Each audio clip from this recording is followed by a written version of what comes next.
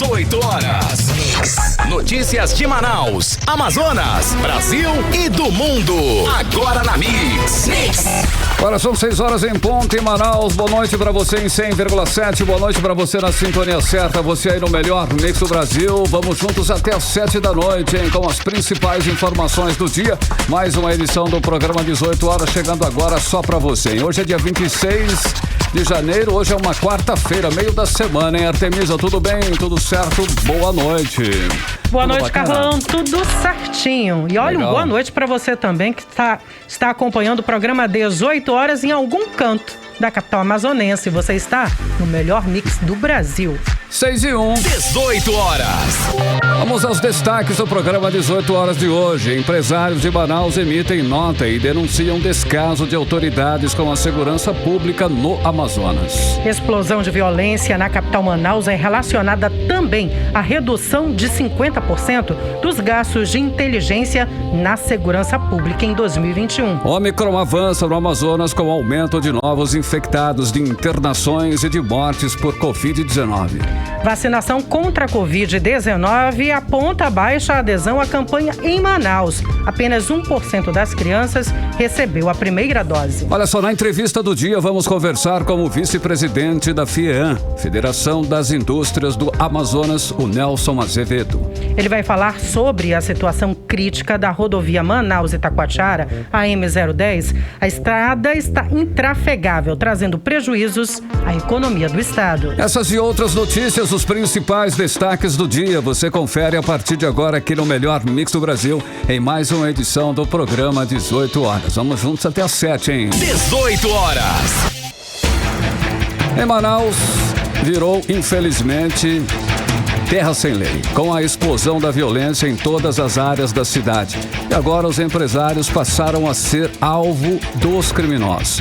Ontem tivemos o caso da empresária Lu Cordeiro, que teve o carro roubado no estacionamento de uma loja no Vieralves. O vídeo, inclusive, da ação dos assaltantes viralizou nas redes sociais e foi destaque em todos os meios de comunicação. E hoje, um empresário de aproximadamente 40 anos, que não teve a identidade revelada, foi sequestrado enquanto estava em um sítio da família, no bairro Puraquequara, zona leste de Manaus. Uma outra pessoa da família ficou presa dentro de um dos cômodos da casa. Familiares das vítimas acionaram os policiais e informaram que os seus parentes haviam sido sequestrados por cerca de 8 a 10 homens encapuzados que estavam em 3 veículos. Olha, os sequestradores levaram também o veículo, modelo Chevrolet S10 de cor branca. O sistema de monitoramento da Polícia Militar, logo depois do registro da placa do carro do sistema de procura, conseguiu localizar o veículo abandonado no conjunto Oswaldo Frota. Segundo a família, o empresário foi levado pelos criminosos que o obrigaram a efetuar PIX, no total de R$40 mil. A Polícia Civil continua as diligências, mas até o momento não deu maiores informações sobre esse caso. Olha, nós estamos observando aí que a violência está sem controle. A cada dia a gente observa essa violência crescendo. Esses 2 casos são os de maiores repercussão, mas diariamente centenas de trabalhadores, donas de casas e estudantes são vítimas de criminosos aqui na capital e no estado. E sem a polícia nas ruas, os marginais ficam à vontade para cometer os crimes. Ainda ontem à noite, o corpo de um garçom de 30 anos foi encontrado em um igarapé no final da rua 25 de dezembro, no bairro Redenção, na zona centro-oeste de Manaus. O corpo estava com marcas de tiros e com uma faca cravada no peito.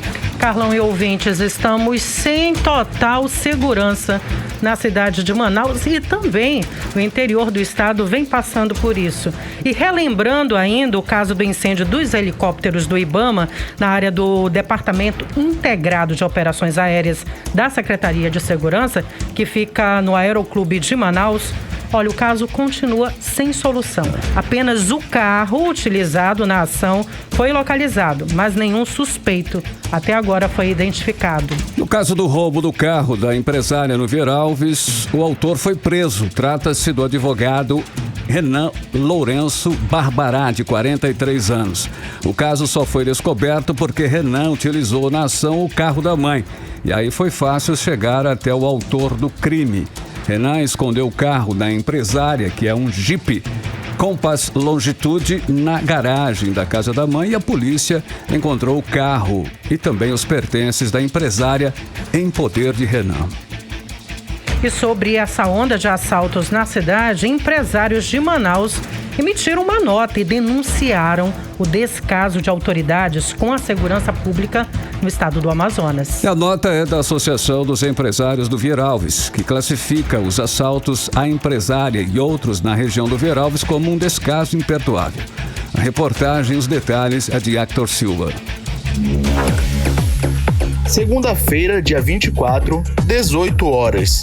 A empresária Lu Cordeiro sai de sua loja localizada na rua Rio Madeira, conjunto Vieira Alves, bairro Nossa Senhora das Graças, em direção a seu carro. Ela então é abordada por um homem vestindo uma calça jeans e camisa preta, que chega a pé. Câmeras de segurança registram o momento em que o homem se aproxima da empresária e a ameaça, informando que possui uma arma na cintura. Ele então pega os pertences e o carro da vítima, enquanto um outro veículo, um Celta de cor preta que provavelmente ajudava o assaltante, sai logo em seguida. De acordo com a presidente da AEV, Associação dos Empresários do Vieira Alves, Sônia Iara Rodrigues, imagens como essa, registradas pela própria associação, são constantes no conjunto. A reincidência desse tipo de acontecimento, esse tipo de evento, tem sido constante dentro do bairro do Vieira Alves e bairro Satisfeito. E isso é algo que a gente não tem mais como ficar alheia, não é? E nós temos verdadeiramente que publicar isso, externar ao poder público a grande dificuldade que nós estamos vivendo hoje dentro dessa área central da cidade de Manaus. A associação, a qual Sônia é presidente, emitiu uma nota de repúdio na terça-feira. Segundo a nota, os assaltos constantes são um descaso imperdoável das autoridades com quem trabalha para gerar mais de 3 mil empregos diretos e com o cidadão que compra produtos e serviços oferecidos no bairro mais elegante da cidade. A nota diz ainda que a associação reuniu-se com a 22ª SECOM, Companhia Interativa Comunitária, e os próprios policiais lotados justificaram que a reincidência de furtos na região se dá por conta da falta de efetivos e viaturas para coibir as ações desses criminosos. Para o coronel da Polícia Militar, Amadeu Soares, a situação tende a piorar, porque as SECOMs estão sendo fechadas e o efetivo da polícia é baixo. Pela lei, era para ter 15 mil policiais militares. Nós estamos aqui com praticamente menos da metade, porque o pronto são 6 mil. O dobro seriam 12 mil. Então nós estamos bem abaixo da capacidade operacional. Hector Silva, para o 18 horas. Você está ouvindo 18 horas. E para você que está acompanhando o programa 18 horas pelo YouTube e também pelo Instagram, você acompanhou o vídeo no momento em que a empresária Lu Cordeiro é abordada pelo assaltante. Você vê ali, Carlão, a facilidade desespero, também né? do E cara, o né? desespero da empresária. Pois é, o cara ele atravessou a rua tranquilamente, abordou ela ali, parece que estava tudo vazio, mas ninguém se aproxima numa hora dessa, né? Realmente, ela ficou muito sentida, ela ficou realmente apavorada, né? E estamos sem proteção, como o coronel Amadeus Soares falou, né? Estamos com efetivo aí pela metade. Reduzido, né? Correto seria 15 mil policiais, estamos aí com um efetivo de 6 a 7 mil policiais. E essa insegurança, esse pavor de sair nas ruas é ainda maior nos bairros da periferia, onde as facções atuam livremente, sem serem importunadas pelas forças de segurança. Essas facções, inclusive, são respeitadas, coisa que o governo do Amazonas já perdeu faz tempo, né, Carlão? Sem dúvida. Como bem disse ontem aqui o coronel Amadeu Soares, a cidade foi dividida por 5 facções. Cada uma manda numa área específica de Manaus e estão expandindo seus tentáculos para o interior do estado do Amazonas, levando terror para todo o estado. E a polícia se mostra impotente, apenas reagindo em casos mais rumorosos, como foram os casos da ação aí do Aeroclube e no assalto à empresária no Vieira Alves. Na realidade, Artemisa, não existe no momento serviço eficiente de informação de inteligência para que a polícia se antecipe às ações. Aí, esta é uma das conclusões para essa sequência de crimes aí. Não temos inteligência, não temos planejamento e muito menos policiamento ostensivo, e a população fica aí à mercê da bandidagem. Esse caso do sequestro do empresário lá no Puraquequara, em que os bandidos exigem a transferência de recursos via Pix, está se tornando rotina aqui em Manaus. É o chamado sequestro relâmpago, que aconteceu com muita frequência lá no Rio de Janeiro e foi notícia inclusive nacional. Está agora começando a ser registrado aqui em Manaus. O mesmo crime, né? É verdade. Para se ter uma ideia do desmonte na segurança pública, a gestão do governador Wilson Lima reduziu pela metade os gastos com informação de inteligência e aumentou 4,3 vezes os gastos com publicidade do ano passado, na comparação com 2020, de acordo com os números da Cefaz, Secretaria de Estado da Fazenda, no portal da Transparência do Estado. Olha, em 2021, o Estado gastou apenas 102 mil em serviços de informação e inteligência. Já os gastos com comunicação social na segurança pública saíram de R$1.800.000 em 2020 para R$8.100.000 em 2021. É um absurdo a diferença. Por aí a gente pode perceber o porquê dessa explosão, né? Dessa crescente violência aqui no nosso estado. Agora são 6h12 e você está no melhor mix do Brasil. 18 horas. A Omicron avança no Amazonas, deixando um rastro não só de aumento de novos infectados, mas também de internações e mortes por Covid-19. Somente ontem, a Prefeitura de Manaus confirmou o sepultamento de 10 pessoas vítimas da Covid. O governo do estado também confirma o aumento de mortes pela doença, principalmente entre pessoas não vacinadas.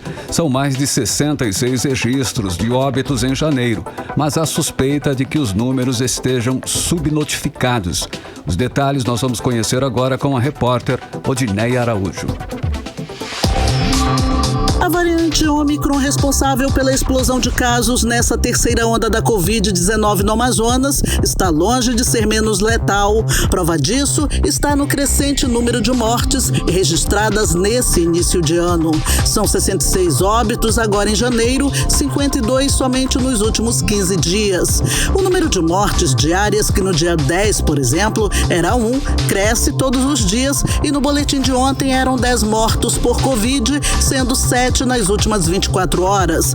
Mas esses números, segundo alguns, são bem maiores. O presidente do Grupo Samel, Luiz Alberto Nicolau, por exemplo, chegou a acusar o governo do estado de enganar a população sobre a realidade da pandemia e citou como exemplo números de mortes de janeiro do ano passado. Enquanto o governo apresentava 818 óbitos, os cartórios registravam no mesmo período 1.334 mortes por Covid no Amazonas. A população da nossa cidade, a cidade de Manaus, está sendo enganada, tanto no número de leitos, porque foi feita uma diminuição brutal de quase 3 vezes menos o número de leitos, e diante dos óbitos. Nós tivemos aqui um sumiço brutal desses números. Isto precisa ser investigado, sim. Isso aqui é muito sério. As autoridades competentes têm que fazer uma auditoria, uma fiscalização sobre isso. Isso é um absurdo. Ontem o governo informou que das 10 mortes registradas, 3 ocorreram em outro dia, mas a Prefeitura de Manaus confirmou 10 sepultamentos ontem por Covid. O número de internações também vem numa crescente nessa terceira onda. Até ontem, 736 pessoas estavam internadas por complicações da Covid-19. Nas unidades de saúde da capital, estão 596 e 140 nas unidades do interior. Entre os internados, 109 estão em UTI. Chama a atenção ainda a situação vacinal dos pacientes internados com a Covid. Entre os 596 internados, somente na capital, 238 não são vacinados e 145 não tomaram todas as doses. E sem o quadro de vacinação completo, as chances de a pessoa que contrair Covid ser internada são bem maiores. O epidemiologista e pesquisador da Fiocruz Amazônia, Gésen Orellana, reforça que o momento epidemiológico requer muito cuidado.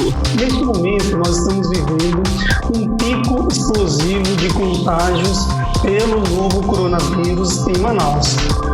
Além disso, nós estamos tendo uma elevação muito alta, muito grande do número de novas internações, ou seja, de casos graves de Covid-19 em Manaus. Portanto, é um quadro que nos parece bastante ameaçador e que requer medidas mais agressivas para a contenção da circulação viral. Nós conseguimos retomar as atividades com um pouco mais de tranquilidade agora em fevereiro de 2022.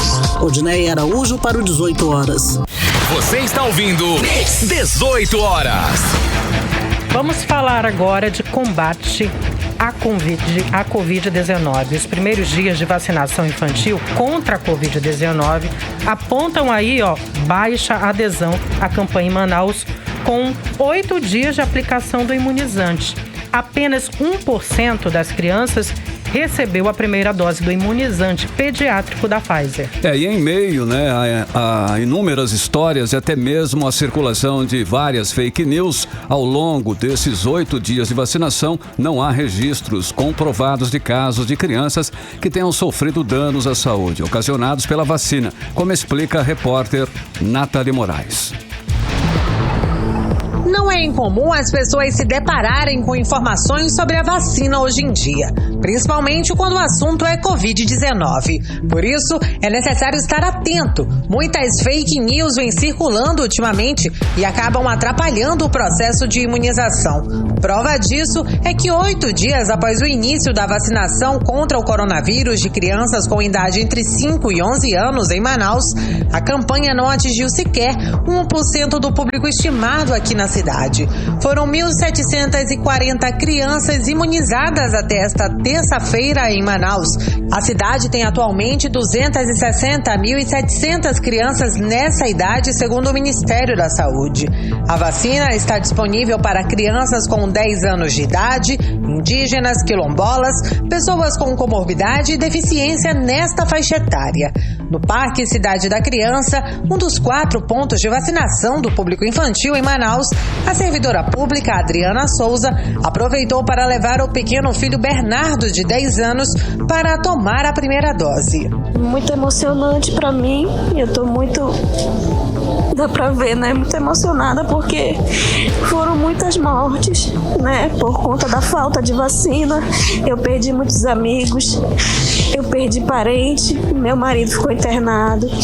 Então, assim, saber que meu filho não vai passar por isso por conta de estar vacinado, pra mim é muito emocionante. O pequeno Bernardo, de 10 anos, filho de Adriana, recebeu o imunizante muito feliz.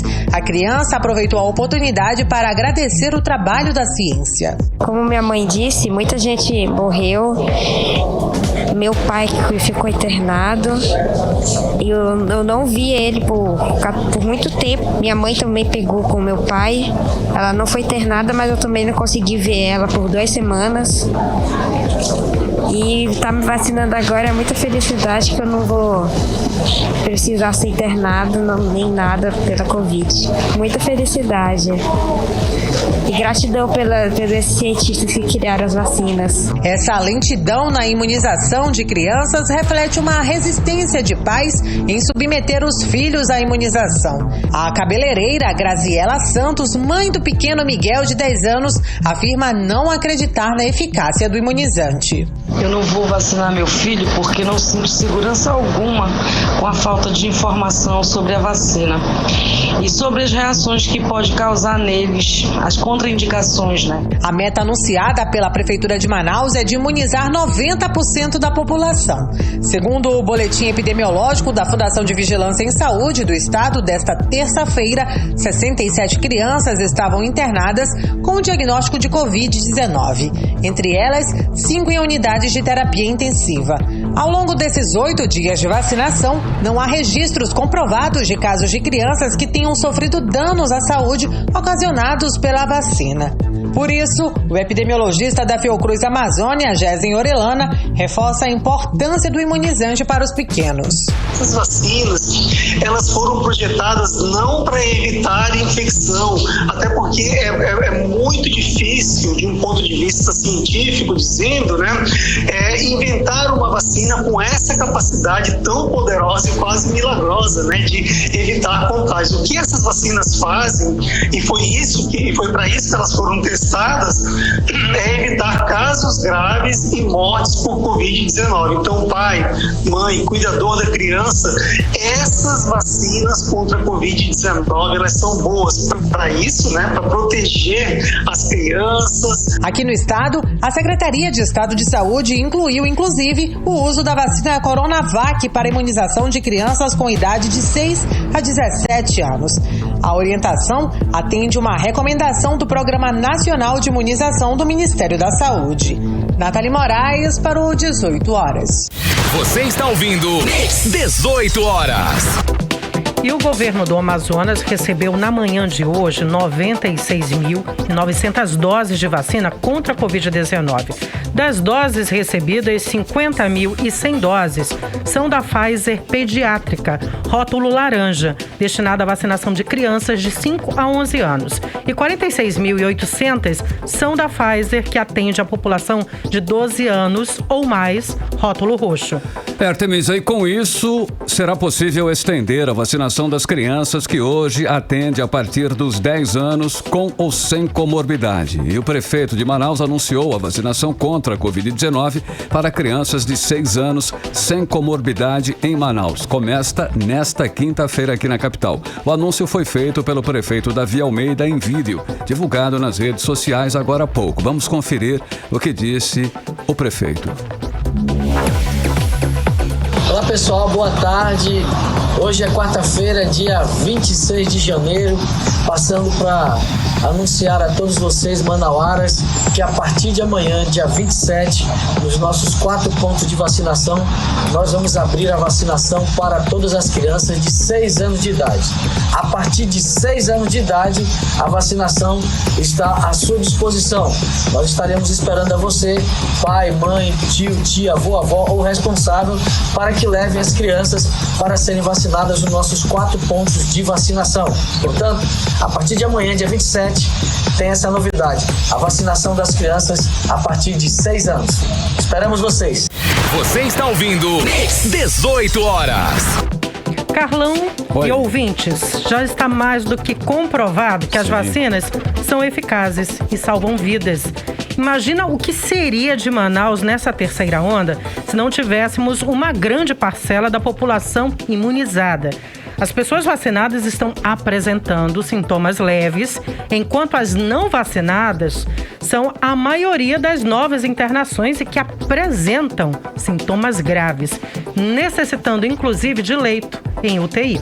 Como bem destacou a repórter Nathalie Moraes, não há nenhum registro aqui em Manaus de crianças que tiveram reações à vacina. A vacina é segura e todos devem se vacinar para que essa pandemia seja logo extinta. 18 horas. Olha só, o governo do Amazonas decidiu que não vai exigir comprovante de vacinação para acesso às áreas comerciais públicas, como shoppings, balneários e academias, negando assim a recomendação do Ministério Público Federal, em conjunto com o Ministério Público do Trabalho, o Ministério Público de Contas, o Ministério Público do Estado do Amazonas, a Defensoria Pública da União e a Defensoria Pública do Estado do Amazonas. O governo do Amazonas informou aos órgãos de controle que normatizar A exigência de comprovante de vacinação para acesso a lugares públicos poderá gerar aí mais problemas do que soluções propriamente ditas, não se fazendo, ao menos por hora, conveniente e oportuna. De acordo com o governo, a não exigência do passaporte da vacina não significa, em hipótese alguma, o abandono à estratégia da vacinação e a adoção de outras medidas eficazes para o controle da pandemia. Muito pelo contrário. O governador, mais uma vez, não está adotando aí as recomendações dos órgãos para evitar o colapso no sistema de saúde. Já tivemos 2 colapsos no sistema, em que chegou a faltar oxigênio nos hospitais e até agora, durante a terceira onda, estamos registrando um aumento preocupante, das internações, e o governo insiste em negar a exigência do passaporte de vacinação. Típico de governo negacionista. E isso, no final, estimula, inclusive, a não vacinação. Enquanto isso, a Prefeitura de Parintins baixou decreto nesta quarta-feira, fixando novas medidas restritivas à circulação de pessoas e à abertura de estabelecimentos comerciais, para tentar conter a variante Ômicron, que está aumentando o número de casos de Covid-19 em todo o nosso estado. As medidas têm validade de 30 dias. O decreto do prefeito Bi Garcia proíbe o funcionamento do comércio da meia-noite às 6 da manhã. O decreto também limita a capacidade de 50% de público em academias, centros de treinamento, salões de beleza, clínicas de estética, parques aquáticos, clubes recreativos e outros estabelecimentos privados que podem ocasionar aí aglomerações de pessoas. Você está ouvindo 18 horas. E no próximo bloco vamos conversar com o correspondente do 18 horas, direto da capital federal, Carlos Eduardo Matos, que traz novidades sobre a CPI que apura denúncias contra o presidenciável Sérgio Moro. No próximo bloco. Mix. Oi, agora, hein? Nós vamos conferir a previsão do tempo e temperatura, quando são 6 horas e 26 minutos em Manaus. Previsão para hoje, em quarta-feira. Tempo e temperatura com Artemisa Gadelha. Previsão do tempo. Carlão e ouvintes, o dia de hoje foi de muitas nuvens, céu nublado. Entramos então à noite com chuva e é bom se proteger, pois o clima está instável e ele deve permanecer esta noite assim e entrar pela madrugada com possibilidade de chuva a qualquer momento. A umidade relativa do ar teve um aumento em relação a ontem. Hoje ela está entre 70% a 97%. Muita água, Carlão. Mínima de 23 graus e máxima de 31 graus. 18 horas. Bom, Rio Negro baixou mais 5 centímetros de ontem para hoje. Registrem lá no Porto de Manaus a marca de 24 metros e 24 centímetros. É o 7º dia seguido de vazante, totalizando 26 centímetros de baixa em pleno período de cheia. A baixa não é rara, não. Não é. Mas a última vez que isso ocorreu, há 19 anos, os registros negativos na medição foram de 17 centímetros em 9 dias. Este ano, porém, só nas últimas 48 horas, o rio baixou 10 centímetros, dando mostra de que deve seguir assim nos próximos dias. Olha só, as investigações do Ministério Público apontam para descaso do governo do Amazonas com as pessoas com deficiências, hein? O órgão de controle do Estado abriu inquérito para acompanhar as providências da Fundação Amazonas de Alto Rendimento diante da falta de acesso gratuito a pessoas com deficiência no jogo entre Brasil e Uruguai, que foi no ano passado. Também investiga o cadastro de pessoas com deficiência no sistema prisional. Quem vai contar todos os detalhes pra gente é a repórter Odinei Araújo. O Ministério Público do Amazonas quer saber o que a FAAR, Fundação Amazonas de Alto Rendimento, ligada ao governo do estado, fez diante da falta de acesso gratuito das pessoas com deficiência na partida de futebol entre as seleções do Brasil e do Uruguai, no dia 14 de outubro de 2021, na Arena da Amazônia. Também investiga a omissão na meia entrada para acompanhantes no mesmo jogo. Na ocasião, segundo o Ministério Público, os ingressos deveriam ser fornecidos para garantir o livre acesso acesso, mas estavam sendo vendidos no valor de R$ 175. O órgão informou que constatou a cobrança e validou os documentos para iniciar as investigações. O Ministério Público também está investigando a Secretaria de Administração Penitenciária do Estado no cadastro de pessoas com deficiência no sistema prisional desde a triagem. De acordo com o órgão, o grupo de pessoas com deficiência é muito vulnerável no sistema prisional, já que as limitações podem ser ampliadas pela condição de superlotação carcerária, ausência de acessibilidade e adaptação razoável, sem contar as consequências da falta de assistência específica. Os 2 inquéritos foram instaurados pelo promotor de justiça Vitor Fonseca, da Promotoria de Defesa dos Direitos Humanos da Pessoa Idosa e da Pessoa com Deficiência.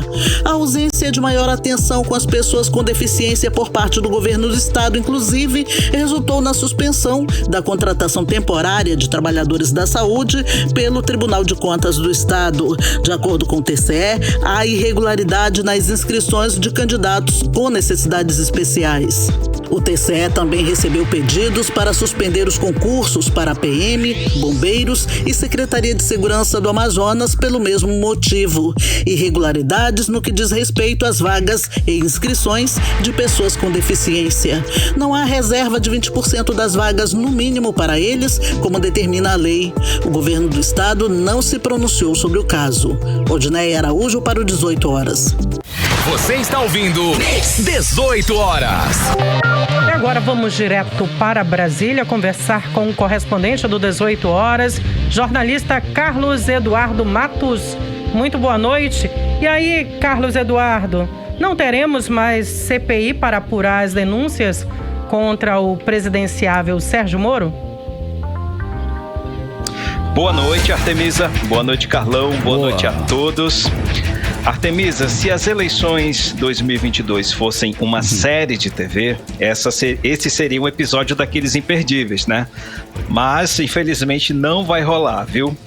Porque a presidente do PT, a deputada federal Gleisi Hoffmann, disse que não vai haver necessidade de instalar uma CPI contra Sérgio Moro. Com essa frase, ela colocou uma pedra nesse assunto, mas isso foi estratégia, Artemisa. O partido fez um cálculo político e concluiu que uma CPI contra Sérgio Moro pode ter resultados imprevisíveis. Um deles é dar palanque para Sérgio Moro.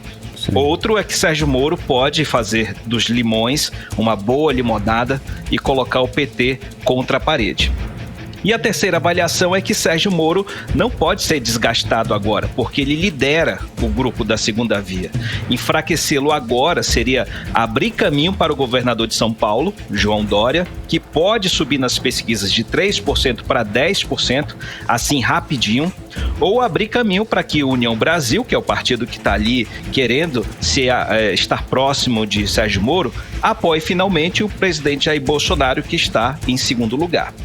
Vou situar o nosso ouvinte sobre essa história. Depois de deixar o governo Bolsonaro, onde foi ministro da Justiça, Sérgio Moro prestou serviços para um escritório de advocacia, cujos clientes supostamente seriam empresas investigadas pela Operação Lava Jato. Os partidos de oposição entraram com pedido no Tribunal de Contas da União para investigar uma possível parcialidade de Sérgio Moro, já que ele foi o juiz que coordenou a Operação Lava Jato. Como ele não foi pago com recursos públicos, o TCU ficou impedido de realizar essa investigação. Por isso, o PT teve a ideia de instalar uma CPI com o apoio dos partidos bolsonaristas na Câmara dos Deputados, agora no retorno das atividades parlamentares, agora em fevereiro. Hoje, Sérgio Moro publicou um vídeo no Twitter dizendo que ele vai divulgar os ganhos dele nesse escritório de advocacia e tentar aplacar essa situação. Vamos ouvir o que disse Sérgio Moro. O PT e o Centrão queriam me investigar por uma CPI. Já desistiram, porque sabem que não iam encontrar nada de errado e iam quebrar a cara. Tem o ministro do TCU e quer investigar o que eu fiz no setor privado, depois que deixei o cargo de ministro da Justiça. É um abuso esse processo, cheio ali de ilegalidade. De todo modo, eu quero ser transparente. Quero acabar com essa história e com todas essas mentiras. Eu vou divulgar na sexta-feira todas essas informações. Quanto que eu ganhei, quanto que eu recebi, mostrar que eu não recebi nada de empresa investigada na Operação Lava Jato. Isso, quem fala isso, mente. Você está ouvindo 18 horas. Ouvimos então o pré-candidato à presidência da República, Sérgio Moro, que acabou falando aí que esse processo é ilegal, cheio de abusos, enfim. Carlos Eduardo. O que não falta é bronca para Sérgio Moro, viu? Dos dois lados ele tá tomando tiro, Artemisa. Mas do jeito que a coisa está se encaminhando, parece que Sérgio Moro vai sair ileso desse ataque. E vai sair até fortalecido, viu?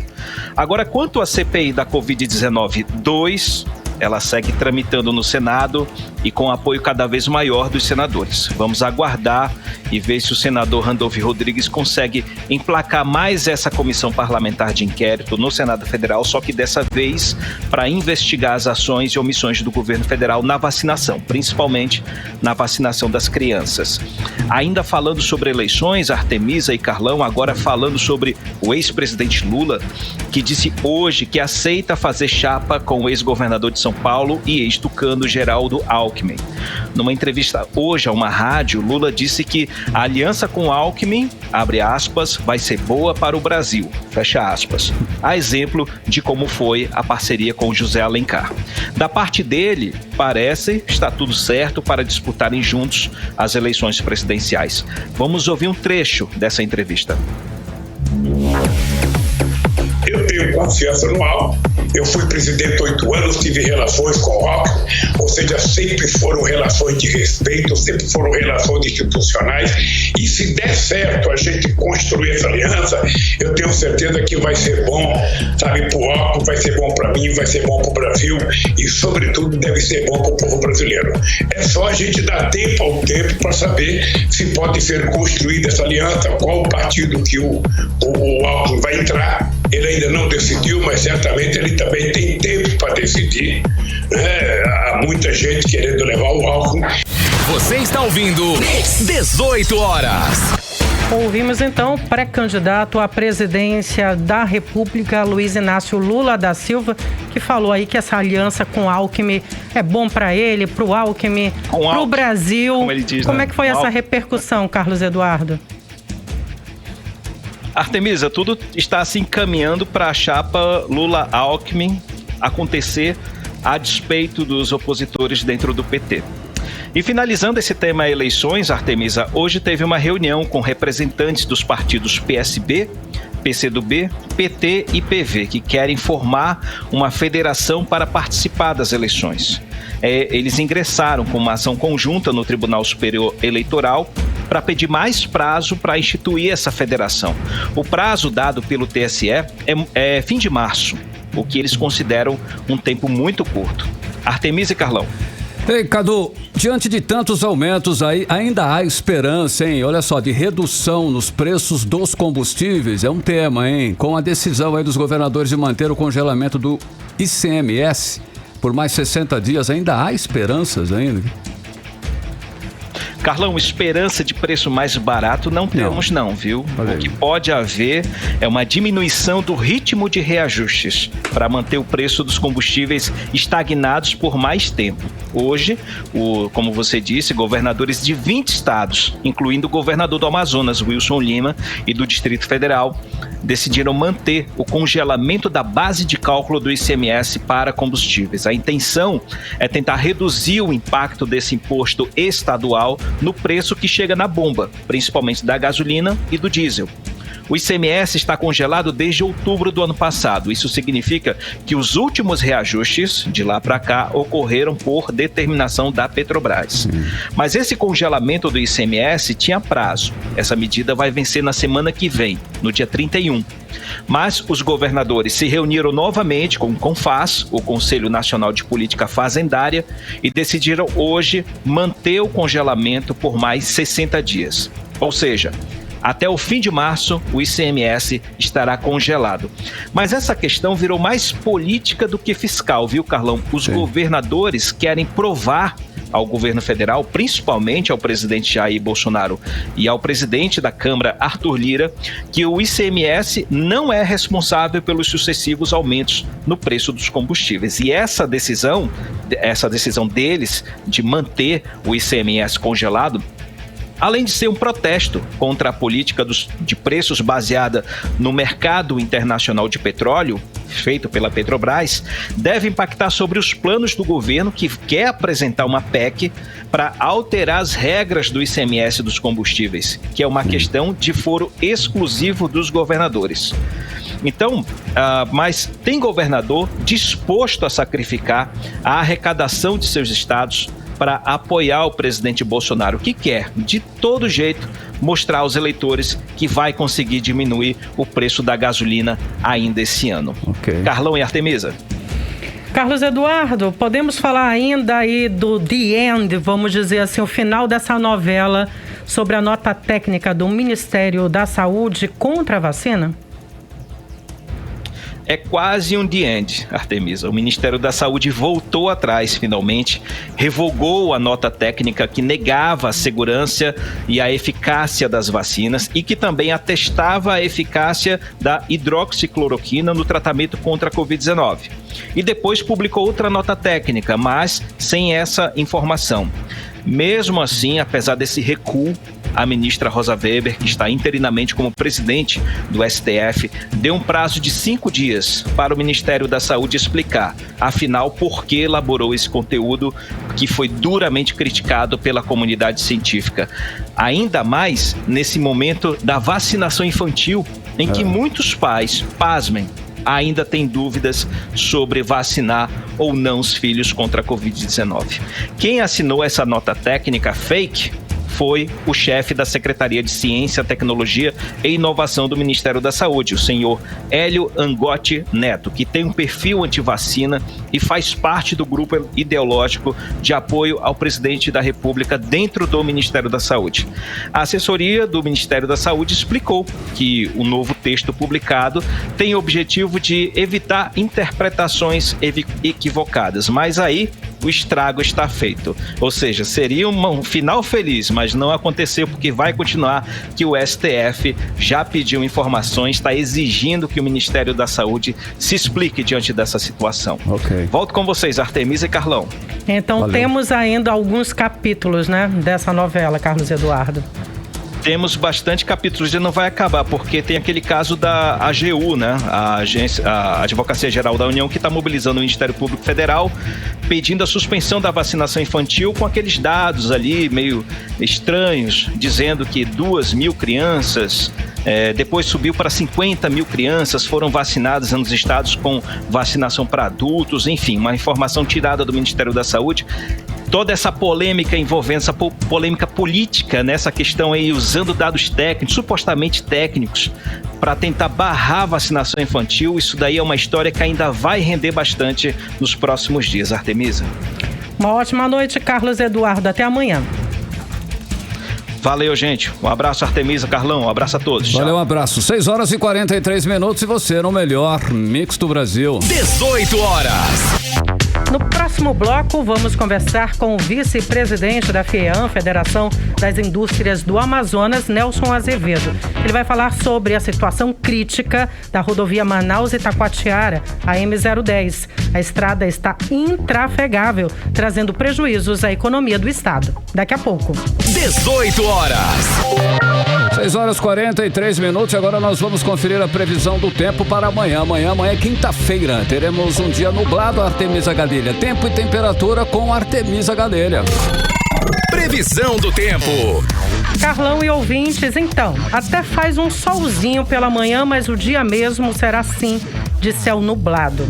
Carlão, olha, com muitas nuvens durante o dia e possibilidade de chuva a qualquer hora. Por isso, é bom sair com guarda-chuva. Mínima de 23 graus e máxima de 30 graus.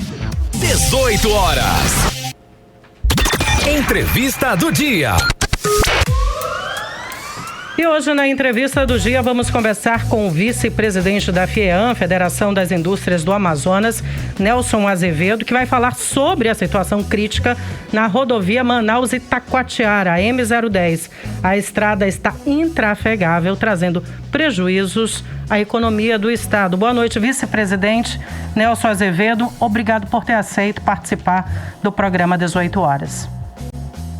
Boa noite. É a Artemisa que está falando, né? Artemisa. Exatamente. Boa noite, Artemisa.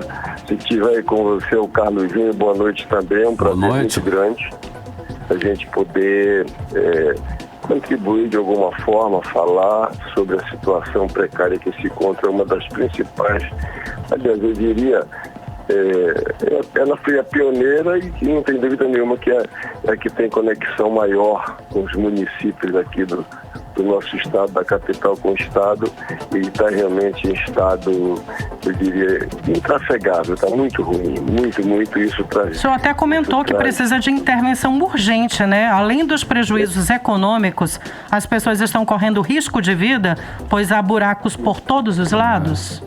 Muito, olha, posso te falar porque eu tenho uma chácara na estrada a 1 quilômetro antes do Rio Preto, e a 2 quilômetros da cidade, do município do Rio Preto, da Eva, a 2 quilômetros, você se sente como se você estivesse num ramal, mas com muito buraco, muito ruim. E ali é toda hora carro sendo quebrado porque eles caem no buraco mesmo. É muito prejuízo que causa para todo mundo. Isso é ruim. É ruim porque essa estrada ela é muito importante para nós, porque veja bem, no passado, Itacoatiara, eu fui até presidente da Associação dos Exportadores da Zona Franca de Manaus, e tinha fábrica até de compensado lá, era um moveleiro, tinha várias madeireiras lá, como 1000 madeireiras, tudo. Era muita coisa exportada de lá. Quando eu falo exportando, eu estou falando para o exterior, não é para o mercado interno brasileiro. Lógico que se vendia, mas também tinha. Então, era algo muito positivo. E com o tempo isso foi desgastando, logicamente, que eu não quero dizer dizer que é dessa atual administração. Já vem. Só que era para ter sido feito pelo menos um tapa-buraco. Até o quilômetro 30, ela está boa. Fizeram, recuperada, tá bom, mas de lá para frente está muito ruim. Então, essa notícia que eu tenho que até Itacoatiara, do quilômetro 30 em diante até Itacoatiara é muito ruim, porque eu sempre tenho o Rio Preto da Eva. Ok, presidente. Oi, pode continuar. Oi. Pode concluir, presidente. Porque para nós isso é muito ruim, que nós temos, além de ser uma estrada que você passa toda a parte de graneleira de Roraima, que vem para nós, os grãos do porto de Itacoatiara, que é um porto que dá calado o ano todo. Nós estamos no majestoso margem do Rio Amazonas. Nós temos também ali o município de Silves, a Eneva, que produz, que tem lá explorando o gás. Então eles têm uma movimentação muito grande de tanques, de carretas, daqueles tanques que carregam, que foi feito para Roraima, e isso tudo impacta de uma maneira muito negativa na nossa economia, enfim, toda a atividade econômica. Prejuízo grande, né, presidente? Né, Carlão? É um prejuízo. É um prejuízo grande. Então a gente realmente procura. Eu vou participar de uma reunião na sexta-feira, aí na Suframa, que nós vamos falar do distrito bioagroindustrial. Você já deve ter ouvido falar nisso, que está sendo implantado ali no município de Rio Preto da Eva, e que realmente fica muito difícil ter uma infraestrutura adequada, principalmente a acessibilidade, ter grandes empreendimentos com as pessoas, porque fico em dúvida, será isso vai daqui a um tempo, daqui a 2, 3 anos não vai estar de novo a mesma coisa? Então tem que transmitir, se você quer ter alguma coisa de alguém traz muita confiança, principalmente para investir. Presidente. A gente realmente fica muito preocupado com isso, porque a estrada no momento está ruim. Então, como eu vou ter essa reunião agora com todas as pessoas envolvidas nisso, na Suframa, às 9 horas, lá no auditório da Suframa, eu vou tentar conversar com o prefeito do Rio Preto da Eva, conversar com o nosso superintendente da Suframa, doutor general Algaci, e também vou sugerir o prefeito, olha, converse com o prefeito de Itacoatiara, de Itapiranga, de Silva, de São Sebastião do Otumã, enfim, até aquele de Manaus, e algum presidente Figueiredo, alguma coisa, para a gente realmente fazer, junto com os presidentes de Câmara, fazer uma reunião com o governador para dar uma prioridade para isso. Porque parece que o orçamento já tem, só está faltando executar. Só que agora nós estamos num período chuvoso muito grande, mas eu acho que nesse momento devia fazer algo de urgência, de emergência, no sentido de dar uma melhorada, pelo menos para dar uma trafegabilidade com maior tranquilidade para quem vai utilizar a estrada. E não é pouca gente, são muitos carros carregando algo, carretas, essas coisas todas que movimenta o agronegócio. Presidente, de nosso minério. Diga. Presidente, o governador prometeu reconstruir 100 quilômetros e nada foi feito em relação a isso. Olha, eu diria o seguinte, veja bem, não dentro do que foi propalado, do que foi anunciado, que haveria uma recuperação, uma modernização. Tem a parte recuperada, que ela está recuperada. Eu diria aqui, do início aqui da barreira até o quilômetro 30, que é mais ou menos ali em frente àquele City Park, parece que tem por ali. Até lá, a estrada está boa, tá funcionando bem. Já colocaram já agora final do ano, no final do ano, quando eu falo, vamos supor, novembro, fizeram isso. De lá parece que parou e não tem sido feito mais nada. Mas a gente espera, eu não quero aqui acusar, porque não é só desse governo. A estrada vem sendo assim, não vem sendo olhada como uma prioridade, não olhando para o sentido econômico, social que ela representa para nós todos, ela não tem, não é só, são vários governos que passaram que não deram a atenção devida. Mas houve uma promessa, né, presidente? A promessa de que 100 quilômetros seriam asfaltados. Como existe, eu acredito que, porque só 100 quilômetros ela vai praticamente passando o Rio Preto. Tem que ser, parece que essa estrada toda ela tem 263 quilômetros. Precisa ela de ponta a ponta, porque ela é uma estrada utilizada principalmente ali naquela entrada de Novo Remanso, que vem o Abacaxi, tem um porto que está sendo feito lá, aí Novo Remanso, a parte de Itapiranga, Silves que nós temos lá, que eu falei para você, o campo de Azulão em pleno funcionamento com a Eneves, extraindo o gás de lá e transportando.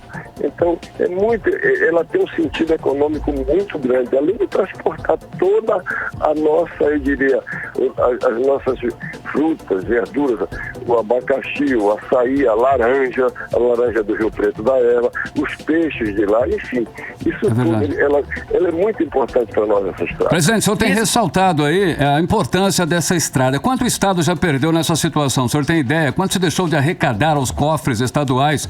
Estamos perdendo receitas nesse processo aí, nesses buracos aí?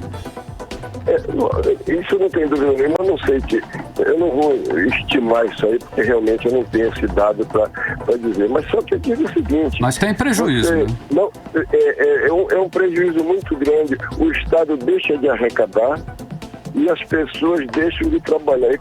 Se hoje nós estamos vivendo, pela própria pandemia, essa grande dificuldade, desemprego, carência de recursos, isso aí não tem dúvida nenhuma, que afeta diretamente, principalmente, o nosso pessoal, o nosso interiorano, que vive dessas coisas que nós falamos, que vive de piscicultura, da agricultura, que vive dessas atividades econômicas que exploradas e tiradas dos nossos interiores aí. Então é isso. E é muito importante destacar a importância do porto de Itacoatiara, que dá calado o ano inteiro. E de lá vem navios, pode aportar para colocar os nossos grãos, seja soja, milho, minério mesmo, para exportar para o inteiro, e isso aí naturalmente deverá trazer dificuldade. E com isso tudo causa prejuízo para o Estado, que deixa de arrecadar, e prejuízo para nós daqui também do Estado e principalmente para as pessoas que vivem dessa atividade. Isso mesmo. Ok, presidente, verdade, obrigado. Vice-presidente da FIEAM, Nelson Azevedo, muito obrigado pela sua participação aqui no 18 Horas. Uma ótima noite. Ok, muito obrigado, eu que agradeço. Qualquer coisa está à disposição para vocês. E esperamos que realmente contorne de uma maneira mais rápido possível, bem dentro de uma paz que a gente não quer, porque principalmente esse ano, que é ano político, a gente não pode estar se excedendo não, mas se Deus quiser, vai se resolver dentro da melhor maneira possível. Ok, uma ótima noite. Obrigado. Obrigado, boa noite. 6 horas e 55 minutos, você está no melhor mix do Brasil. 18 horas. E os centros de testagem de Covid-19 são inspecionados pela Defensoria Pública do Estado. O órgão cobra melhorias no fluxo de atendimento. Saiba mais agora na reportagem de Hector Silva. Com o objetivo de apurar queixas sobre a superlotação e a lentidão na testagem, aglomeração de pacientes e inobservância do atendimento a prioridades legais, a Defensoria Pública do Estado do Amazonas realizou inspeções nos locais de testagem para a Covid-19 em Manaus. Foram inspecionadas as UBSs, Unidades Básicas de Saúde, Deodato de Miranda Leão, Vicente Palotti e Leonor Freitas, além do Centro Municipal de Testagem para a Covid, instalado no Centro de Convenções do Amazonas Vasco Vasques, na Avenida Constantino Neri, bairro Flores, zona centro-sul de Manaus. Segundo o defensor público Eduardo Dias, que acompanhou as inspeções, foram constatados aglomerações e profissionais insuficientes para atender a demanda. Foi constatado nas UBSs uma intensa aglomeração de pessoas relativa à desorganização no atendimento e insuficiência de profissionais de saúde para receber a demanda. Logo, encaminhamos no dia seguinte ofício à Censa, recomendando melhorias, que nos informou por escrito o fluxo de atendimento e uma nota técnica disciplinando o atendimento nos locais de testagem. Na UBS Deodato de Miranda Leão, a Defensoria Pública do Amazonas constatou que a unidade trabalhava em sistema de agendamento, o que demonstra não haver padronização do atendimento, já que em outras unidades havia distribuição de fichas. No Centro Municipal de Testagem instalado no Vasco Vasques, foi identificado fluxo acentuado de pessoas buscando a realização de testes para a Covid-19, com maior organização no fluxo, já que o local dispõe de espaço amplo e centenas de cadeiras. No entanto, foi constatado demora excessiva para a conclusão dos atendimentos, com pacientes aguardando em média de 4 a 5 horas para finalizar o processo. Como resultado das inspeções, o defensor Eduardo Dias informou que a Defensoria Pública do Amazonas recomendou à direção das unidades e à Censa, Secretaria Municipal de Saúde, que providenciassem maior comunicação entre as UBSs e as outras duas grandes centrais de atendimento, no Centro de Convenções Vasco Vasques e no Estúdio 5, para prevenir a grande aglomeração, em especial nas UBSs, em que a situação se apresentou mais crítica. Infelizmente, não nos foi relatado de que forma poderia aumentar o número de profissionais de saúde. As inspeções têm por objetivo verificar a aplicação prática da teoria e se realmente estão sendo cumpridos os protocolos, além de ouvir a população e cobrar posteriormente melhorias do poder público. Hector Silva para o 18 Horas. Você está ouvindo 18 horas. 6 horas e 59 minutos e agora nós vamos atualizar os números da Covid-19 aqui no Amazonas e no Brasil com Artemisa Gadelha. Até o momento, a Fundação de Vigilância em Saúde não divulgou os dados da Covid-19 para esta quarta-feira, mas assim que tivermos as informações, você pode acompanhar no próximo Mix News. Vamos direto para o Editorial 18 horas. Editorial 18 horas. É cada vez maior a dificuldade que o governo do Amazonas tem na área da segurança pública. Como algumas ações tomadas até agora, não consegue dar a resposta que a população espera. Em Manaus, a polícia até avançou um pouco na prisão de alguns criminosos, com a ajuda do chamado paredão de câmeras. Mas a estratégia até agora não conseguiu diminuir a ação dos criminosos e nem os crimes. É óbvio que as pessoas querem é que os crimes diminuam. Querem poder andar nas ruas sem sentir o medo dos assaltos, sem sentir o pavor de sofrer um tiro. Por isso, é preciso dizer o óbvio. A política de segurança pública tem que priorizar a prevenção ao crime e não apenas atuar depois que eles são cometidos. É isso que as pessoas exigem dos governos. 18 horas. 7 em ponto, Artemisa, finalizando mais uma edição do 18 horas. Boa noite.